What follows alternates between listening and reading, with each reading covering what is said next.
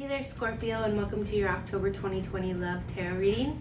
I'm Madeline, and I'm going to go ahead and pull a card for you from the, I always want to say the Lover's Oracle, the Halloween Oracle, and I will be reading for you out of the book to get the overall theme of your reading for your love life for the rest of October through to November. Do like and subscribe to the Rotation 411 Astrology channel if you want to see when the November reading comes out.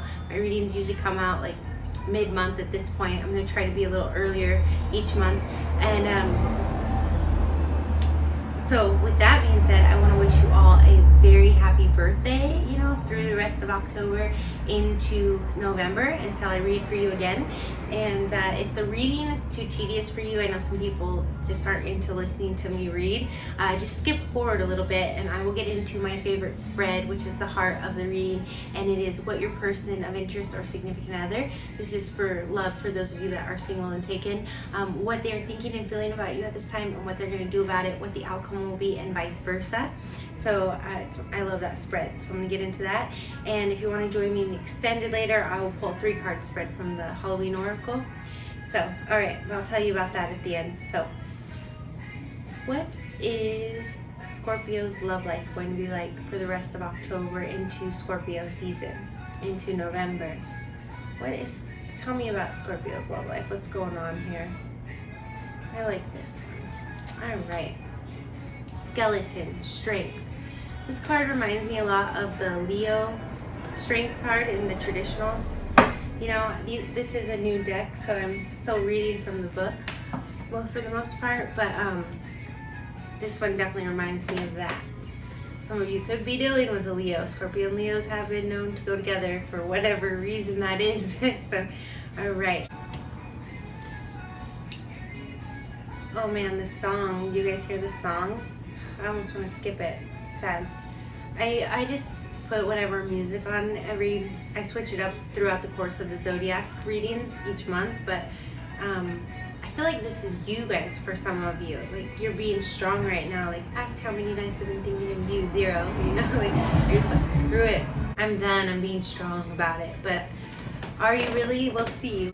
Or if you know, in a relationship, it could be a silent treatment time right now, you know. If you're living together or something, you could be going out like, you know, I don't care right now, but, well, let's see. On the outside is flesh, on the inside is bone. There's strength and vulnerability and power we have grown. Halloween is a scary festival. It is meant to frighten. We are meant to feel the release of being pleasantly scared. We trick or treat even though we know that someone may surprise us. We watch horror films knowing they will scare us. We even dress as skeletons who have no flesh at all and their bones are there for all to see. You know, I'm just going to say this intuitively, like kind of when I know what's going on, is that, like, you might be getting into something with someone that scares you a little bit. Not, you know, they're vulnerable, like their bones show, but that, and you like their vulnerability, but it's kind of scares you too, because they're also very strong. I know that's going on for some of you. In short, we show our vulnerability at Halloween, and our strength is facing our fears too. So that's what we're going to do about it. We are going to show our vulnerability as well. You may want to, and take that strength to face your fears. Don't be afraid of this person, or avoid, you know, the real issues, because sometimes those more difficult relationships are really the ones that bear the most fruit. So sometimes just kind of putting that off and being strong, and I'm not gonna, you know, you have a lot of standards, and I don't want to say pride and call you out, but like, so sometimes it's like you almost have to lower a little bit.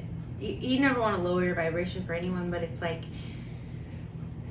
transformation. Sometimes you just have to deal with the dark stuff, and it might scare you a little bit.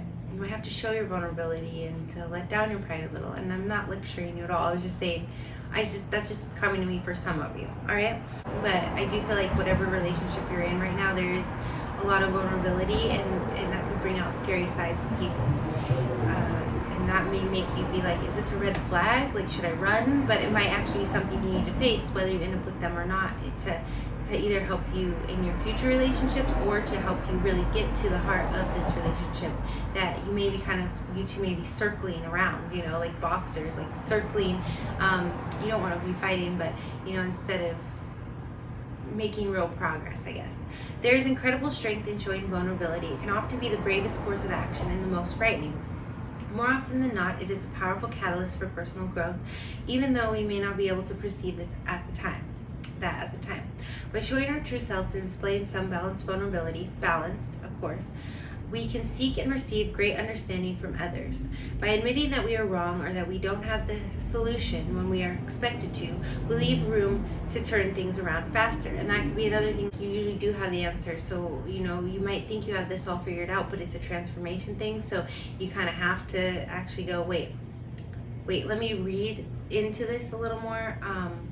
Like with an objective perspective, like instead of being in a script, well, this person always does this or that, so this is how I'm going to deal with them. If that's not really working, that might be the time where you have to like really listen to them and hear them. Even if it like kind of grates against you because you feel like they're probably wrong, it's like they may just be an emotional, like say you're dealing with a Cancer or Scorpio, because that is for some weird reason Leos do end up with Cancers and Scorpios a lot. They might be talking to you emotionally and they just need you to hear them out, right? And they just need that vulnerable moment with you, and that could really turn things around. But you may be like, well, that's not practical, that's not progress.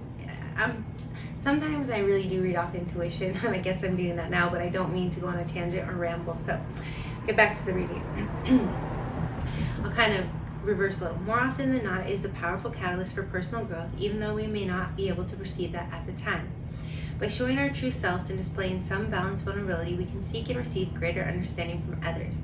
By admitting that we are wrong or that we don't have the solution when we are expected to, we leave room to turn things around faster. By asking for help and support rather than acting as martyrs and feeling resentful, shows strength and wisdom, not weakness. Should the skeleton card bring itself to your attention, dare to show strength and vulnerability, if that is what you really feel. Shame, pride, grudges, or embarrassment are hefty burdens and need not be carried through the darkest of nights, which will be Halloween, when we're the most vulnerable, according to this deck. Alright, so let's get into it really though. What's really going on? What is Scorpios person of interest or significant other thinking or feeling about Scorpio this time? Give us some insight into Scorpios person's brain. See what's going on in the subconscious, or the conscious mind of Scorpios person's interest or significant other. Six of Pentacles. So they do want balance here. They want reciprocity. They want like a real equal partnership where it's like when you're down, they pick you up, like for richer, for poor, for better, for worse. They really want that with you. They're thinking about that with you. That's what their intentions are towards you. Whether, the road to hell is paved, whether they're able to actually behave that way, we're going to see in a moment, but that's how they think and feel about you. They really do have great intentions for you, Scorpio. And I may have said Leo once or twice because I was thinking of the Strength card representing Leo. And what is Scorpio's person of interest or significant other thinking? I feel like a lot of you are dealing with Leos because I just did that. What are they going to do about how they're thinking and feeling about Scorpio at this time? What is Scorpios person of interest or significant other going to do about how they are thinking and feeling about Scorpio at this time? The Sun. Again, this is Leo. So they are going to be shining their light at you, shining, being the best that they can be. And it may not always be like, you might be like, that's the best you can do, but they're really very genuine here, I feel like, Scorpio. So we'll clarify that a little bit. What is Scorpio's person going to, what is going to be the outcome of how Scorpio's person is thinking and feeling and behaving at this time? What's going to be the outcome? King of Pentacles, man, this is someone you can really rely on. Whenever I see the court cards in the deck, I usually associate it with a person. So a lot of you could be dealing with a Virgo, Taurus, or Capricorn. If you watched my readings before, you know that already. But yeah, and with the Six of Pentacles here as well, or maybe you're dealing with like a Leo that has a Earth Moon. So they're really there for you. Like they're going to be there for you regardless. They're someone you can count on. What is Scorpio thinking and feeling about their significant other or person of interest at this time? The music stopped. That's trippy. Four of Swords. You're thinking about them. I saw this with Virgo in the last reading. I think it's that Mercury retrograde energy. It's just got you really, like, especially probably water and earth signs, kind of reserved and in their heads, just reflecting, which is really what you're supposed to do during this time. So it's not bad energy. In the traditional deck, the Four of Swords, yeah, it's basically exactly the same. And then we have the new moon in Libra like a day or two ago, so the moon's going to continue to get fuller. So with that, you know, you're really using that energy wisely, but we want to make sure you're directing your intentions the best way possible so that you're, you know, not being too strong or stubborn. Let's see, what is Scorpio going to do about all this thinking that they're doing?